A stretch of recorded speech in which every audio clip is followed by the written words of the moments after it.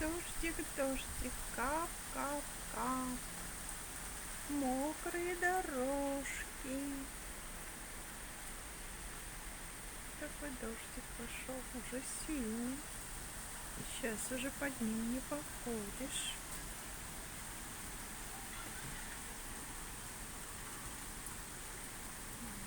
Как-то я не знаю, как вытянуть одну руку, на руку не попадает. Может, он какой-то косой, кривой. Ну, синий.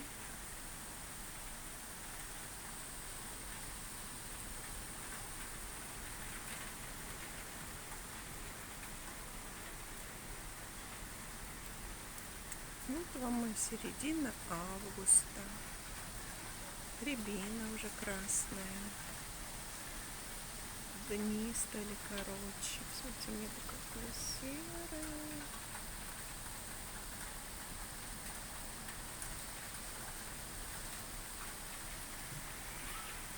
Ночи прохладнее.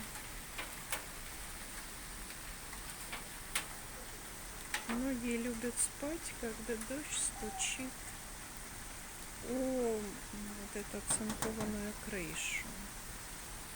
Говорят, что это просто релакс, особенно если на даче. Но сейчас уже, по-моему, цинковые крыши не делают, оцинкованные.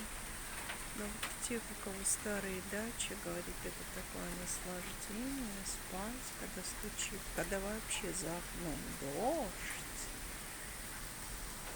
а ты в теплом доме с работающей печкой, и дождь стучит по крыше. Кто-то мне звонит.